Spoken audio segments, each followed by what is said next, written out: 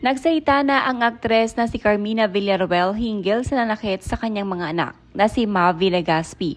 Sa interview nito kay OG Diaz, sinabi ni Carmina na nasasaktan siya sa ginawa sa kanyang mga anak.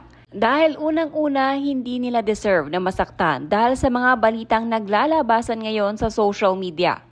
Ayon kay Carmina, mabait umano ang kanyang mga anak. Hindi dahil sa magulang siya ni Mavi at Cassie, kundi yun ang kanyang nakikita. Maging ang isyong pagiging pakialamera di umano niya ay sinagot din ni Carmina. Ayon sa kanya, hindi umano siya pakialamera dahil normal lamang ang kanyang reaksyon sa tuwing may mananakit sa kanyang mga anak.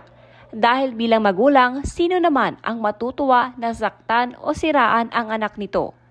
Gayunpaman, wala daw planong gumante si Carmina dahil hindi siya ganong klaseng tao. Wala na din daw siyang planong i-defend pa ang kanilang side. Hahayaan na lamang daw nitong ang ibang taong mas nakakakilala sa kanila ang magkwento sa kung anong klaseng tao sila. I don't know kung saan nanggaling yung isyong pakialamera. Hindi naman ako affected kasi hindi ko nga ginagamit yung word na pakikialam.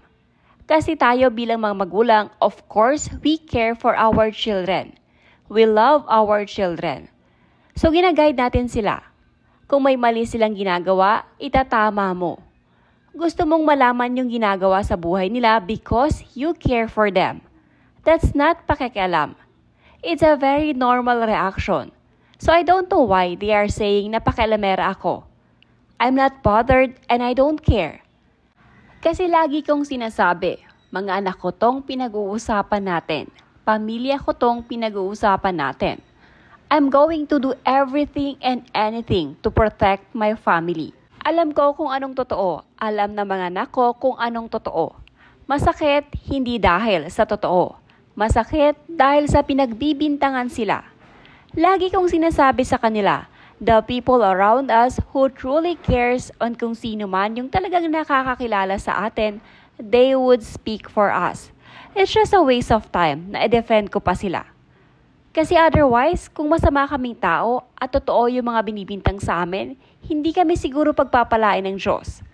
Ang sa akin, unang-una, walang sino man ang pwedeng manakit sa'yo physically and emotionally. They have no right. So whether magulang ka, girlfriend ka, boyfriend ka, saktan ka physically, emotionally, hindi tama. Kasi alam mo na kagad na wala silang respeto sa'yo.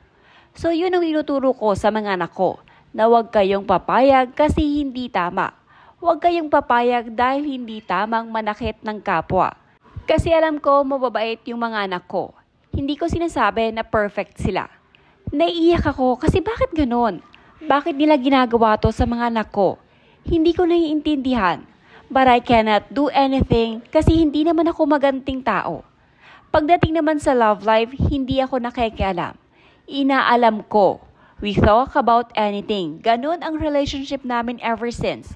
Wala silang tinatago sa amin. Kung meron man, I respect that kasi personal life na nila yon. Kung hindi man nila sinashare sa amin lahat-lahat, alam namin what's going on. Alam namin yung current situation na mga buhay nila. So I really don't want to use the word pakialamera or nakikialam kami.